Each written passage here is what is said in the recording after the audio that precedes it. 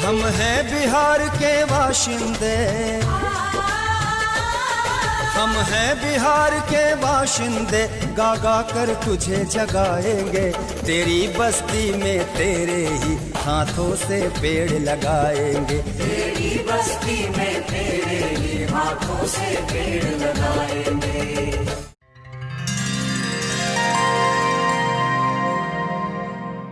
बिहार राज्य में आगामी बरसात के मौसम में जल जीवन हरियाली अभियान के तहत 2,51,00,000 पौधे रोपित किए जाने हैं, जिसमें वन विभाग के अतिरिक्त जीविका की दीदियों, ग्रामीण विकास विभाग तथा अन्य संस्थानों की सहभागिता होगी।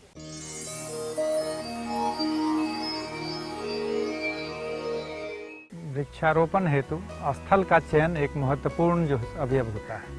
उसमें हमेशा ध्यान रखना चाहिए कि जल जमाव वाला क्षेत्र नहीं हो, ऊपरी भूमि हो जहाँ पे वृक्ष को लगाने के बाद वह वृक्ष अच्छी तरह से उसका संरक्षण और देखरेख हो सकता है। कहीं गड्ढा है, लो लाइन, वहाँ जल जमाव हो जाता है, कहीं 3 महीने जल जमाव हो जाता है। तो इन सब परिस्थितियों के अनुसार भी पौधों की प्रजातियों का चुनाव किया जाता है। बांस, अर्जुन, जामुन, कदम्ब के पौधे जो है अच्छे विकल्प हो सकते हैं। अभी जो लक्षित स्थल है उसमें सरकारी पड़ती भूमि, सड़क के किनारे की भूमि, नहर के किनारे की भूमि, कोई स्कूल, कॉलेज, संस्थान जैसे हैं उनके परिसर के अंदर की जो भूमि है, किसानों की पड़ती भूमि तथा जो किसान अपने खेत के मेड़ पर पौधों को लगाना चाहते हैं वैसे स्थलों का चयन किया जा सकता है। चयनित स्थल पर गड्ढे की खुदाई सामान्यतया फरवरी-मार्च के महीने में पूरी कर लेनी चाहिए। यदि किसी कारणवश अभी तक खुदाई नहीं हो पाई है तो अविलंब गड्ढे की खुदाई पूरी करनी चाहिए, जिससे खोदे गए गड्ढे में सूर्य का प्रकाश पड़े और जो है सो वो गड्ढा धीरे धीरे सैनिटाइज हो जाए, उसमें फफूंद के लगने की संभावना काफी कम हो जाएगी। कितना बड़ा बड़ा गड्ढा बनावे के है। पौधे लगाने के लिए 2 तरह की वृक्ष प्रजातियां हैं। काष्ठीय वृक्ष जो हैं उनके लिए सामान्यतया 1 फीट गहरा, 1 फीट लंबा, 1 फीट चौड़ा गड्ढा की खुदाई करते हैं। और जो फलदार वृक्ष हैं या 6 फीट से ऊंचे वृक्ष हैं उनके लिए 1.5 फीट लंबा, 1.5 फीट चौड़ा और 1.5 फीट गहरा या 2 फीट लंबा, 2 फीट चौड़ा और 2 फीट गहरा गड्ढा की खुदाई होनी चाहिए, जिससे उनके जड़ों का फैलाव अच्छी तरह से हो सके। कितना दूरी पर पेड़ लगावे लहन सर? काष्ठीय वृक्षों के लिए वृक्ष से वृक्ष की दूरी 6 से 10 फीट होनी चाहिए, जबकि फलदार वृक्षों के लिए यह दूरी 10 से 25 फीट होनी चाहिए। वृक्षों के बीच के आपस की दूरी का निर्धारण वृक्ष की प्रजातियां और उसके छत्र के फैलाव के आधार पर निर्भर होता है।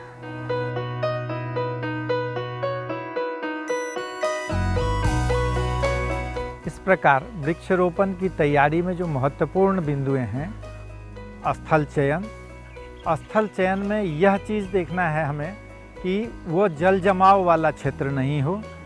वृक्ष के आधार पर गड्ढे का आकार क्या होगा, वृक्ष के आधार पर एक वृक्ष से दूसरे वृक्ष की दूरी कितनी होनी चाहिए, यह प्रजातियों के आधार पर निर्धारित होगा।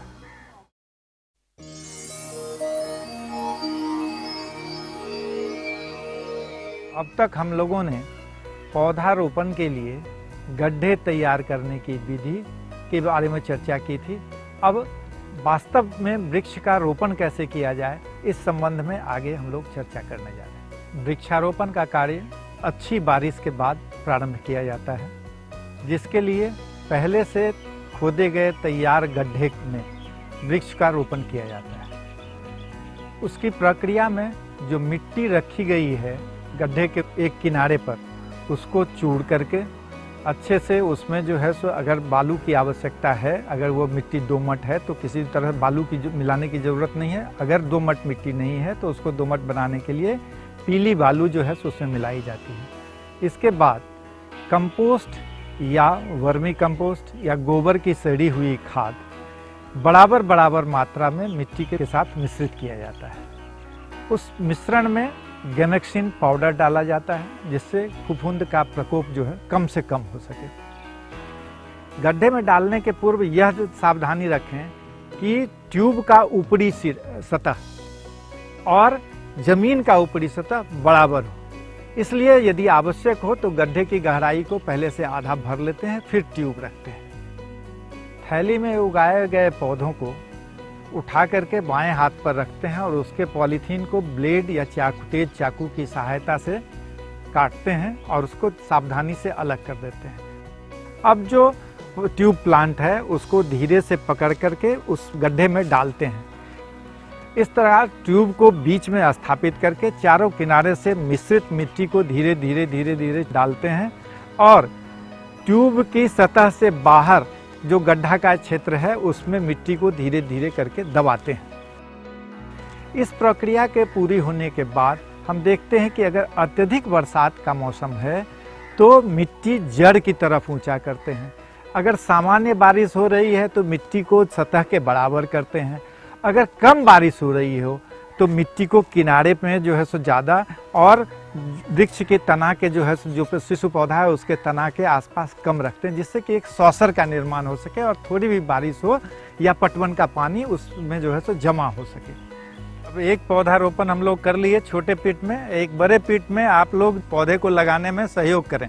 आप देख रही हैं कि ये बड़े आकार की थैली है, पौधा भी बड़ा है, हम लोगों की ऊंचाई से बड़ा, मतलब लगभग 6 फीट का ये पौधा है थैली को लेकर के।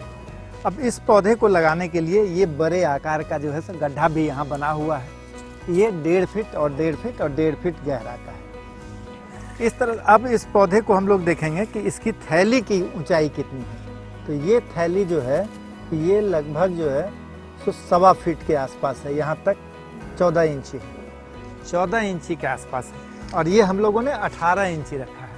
इसका मतलब है कि कम से कम 5 इंच मिट्टी हम लोग पहले इसके अंदर डाल लेंगे। इसके बाद अब जो है सो ब्लेड लीजिए आप लोग हाथ में, हल्का चीरा लगाइए, ऐसा नहीं कि वो जड़ कटे, सिर्फ पॉलीथीन हमें काटनी है। अब चूंकि बड़ा प्लांट है तो ये चीरा उधर से भी लगा लीजिए एक बार, दूसरे साइड से। हाँ चलिए, दोनों तरफ से उस पॉलीथीन को पकड़ के हटा दीजिए। अब 2 आदमी मिल करके इस पौधे को इसके अंदर डाल लेंगे। झुकिए, हाँ, और इसको देखिए कि बीच में पौधा है कि नहीं। बीच गड्ढे के बीच में पौधा होना चाहिए। सीधा कीजिए पौधे को, हाँ, झुका हुआ नहीं रहे। अब चारों तरफ से मिट्टी धीरे धीरे डालिए, चारों तरफ से, और उसको दबाइए, दूसरे तरफ से दबाइए, जिधर सीधा करना है उसके। हाँ हाँ, तरह से पौधा लगाया गया जो बड़े आकार के पॉलीथीन ट्यूब में था। अब कम से कम एक पौधे में 3 से 4 लीटर पानी डाला जाएगा। इस प्रकार वृक्षारोपण की में जो महत्वपूर्ण बिंदुएं हैं, वृक्षारोपण का कार्य प्रथम अच्छी बारिश के बाद प्रारंभ किया जाता है। जो मिट्टी रखी गई है उसको चूड़ करके पीली बालू जो है उसमें मिलाई जाती है। इसके बाद वर्मी कंपोस्ट या गोबर की सड़ी हुई खाद, उस मिश्रण में गैमेक्सिन पाउडर डाला जाता है, जिससे फफूंद का प्रकोप जो है कम से कम हो सके। ट्यूब का ऊपरी सतह और जमीन का ऊपरी सतह बराबर हो। थैली में उगाए गए पौधों को उठा करके बाएं हाथ पर रखते हैं और उसके पॉलीथीन को ब्लेड या तेज चाकू की सहायता से काटते हैं और उसको सावधानी से अलग कर देते हैं। ट्यूब की सतह से बाहर जो गड्ढा का क्षेत्र है उसमें मिट्टी को धीरे धीरे करके दबाते हैं। खरपतवार नियंत्रण में रोपण के 10 से 15 दिनों के बाद पहला वीडिंग होइंग, निराई गुराई होनी चाहिए। निराई गुराई की यह प्रक्रिया पुनः जो है 1 से 1.5 महीने बाद दोहराई जाती है और इसकी तीसरी निराई गुराई जो है सो पौधारोपण के 2.5 से 3 महीने बाद होती है।